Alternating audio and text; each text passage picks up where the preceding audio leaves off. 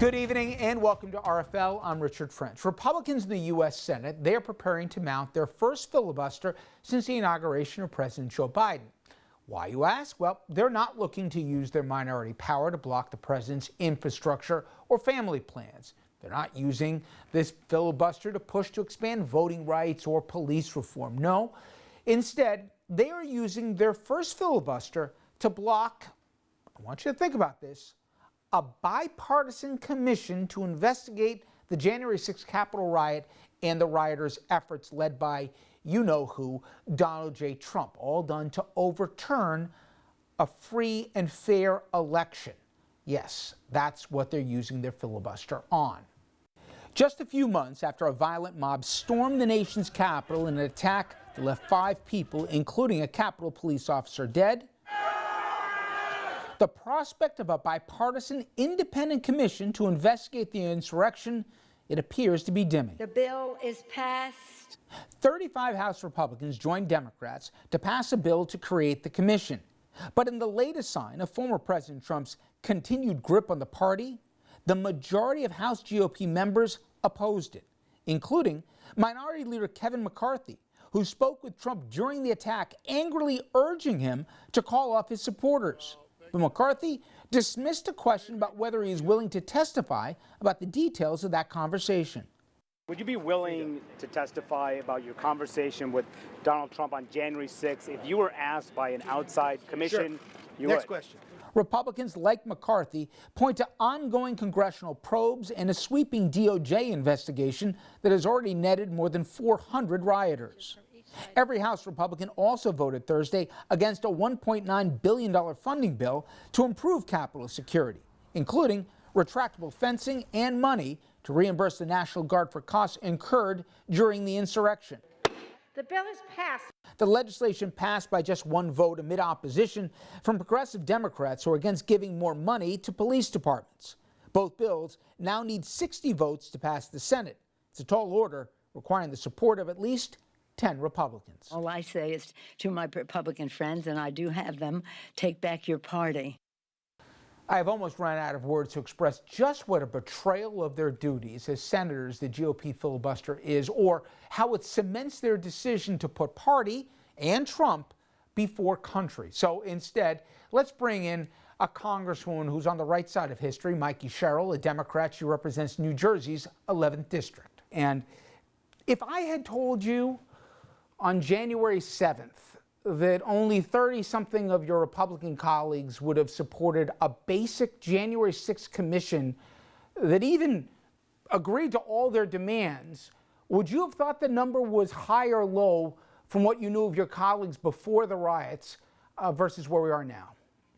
You know, I would have thought that number was incredibly low, given that we had just suffered through the worst attack on our nation's capital in our history. But I also have to say we'd seen some signs of that, because after being attacked, after being on the floor of the gallery and really having the angry mob at the door that had been barred out with Capitol Hill police with weapons drawn and having to finally go through some tunnels to escape. After all of that, when I came back that night to certify the election, many of my Republican colleagues, over 100 of them, actually voted again to call into question some of the electoral ballots. You are a moderate voice for folks who don't follow the inside baseball of politics or are not your constituents. You are not known as a flamethrower. You're a veteran. Your ethics have been called into question because you've questioned some of the things that you saw in the days leading up to the riots. To me, not because I'm talking to you, but the idea that somebody wants to know what led to one of the biggest assaults on our democracy in our nation's history, your ethics are being called into question when some of your colleagues were rooting people on to go to the Capitol from the very, rally that sparked the riot. It's like we're in a bizarro world.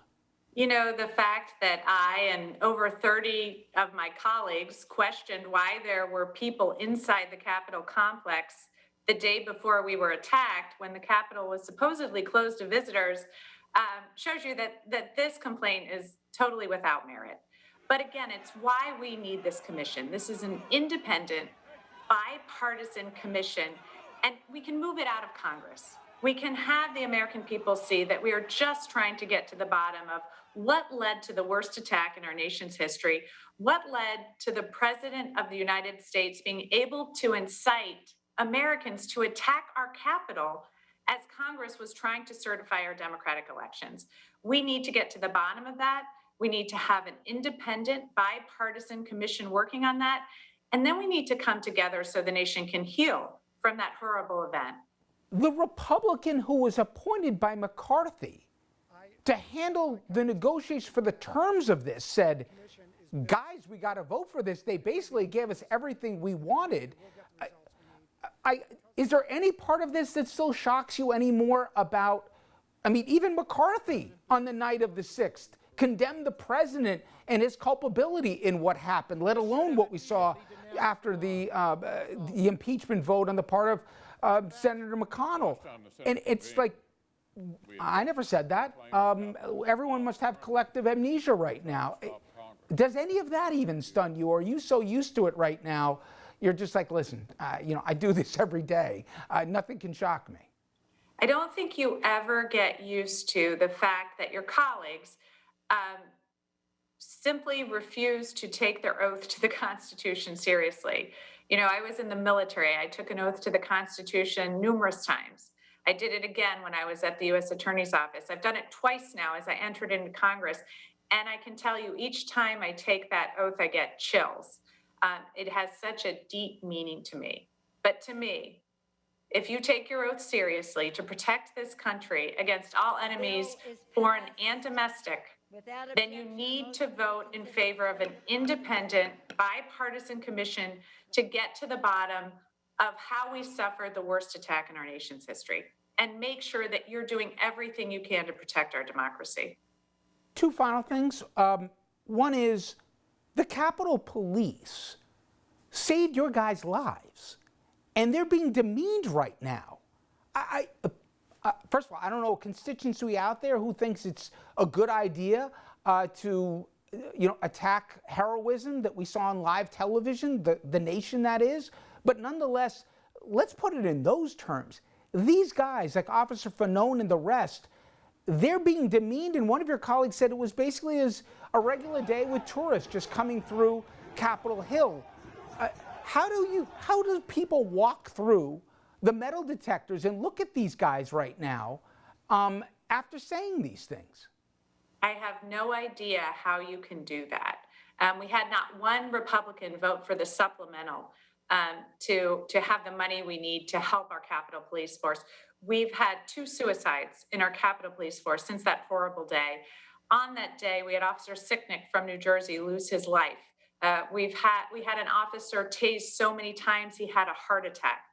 There is nothing on that day that resembles a normal tourist event. I was there, and those officers were heroes. We've seen video footage of an officer actually, compelling a crowd to run after him to save other members of Congress. And so to think that in the face of that, in the face of a letter from our Capitol Police asking us to vote for that, that people could vote against that investigation, the independent bipartisan investigation, and then vote against supplemental funding for our Capitol Police is really, really troubling.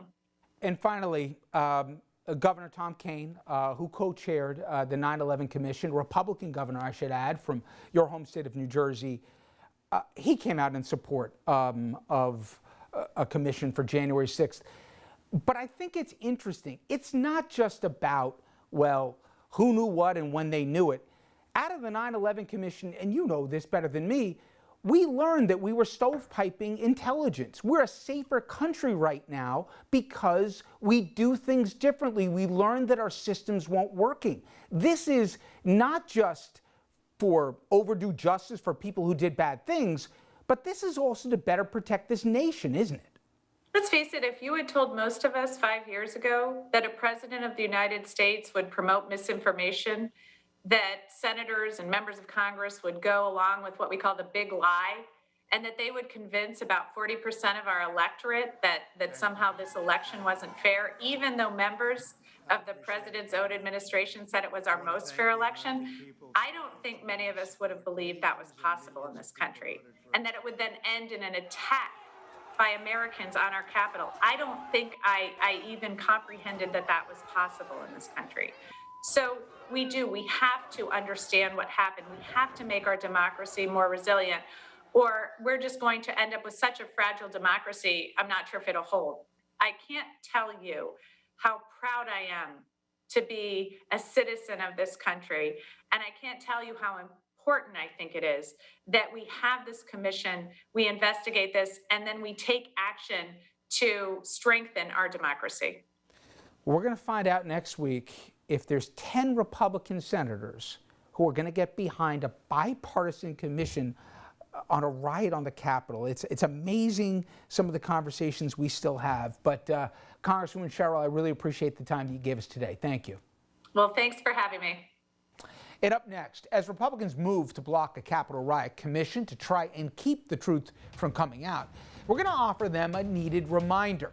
Their own words as they try to whitewash the insurrection against the scenes we all saw and we all heard with our own eyes and ears.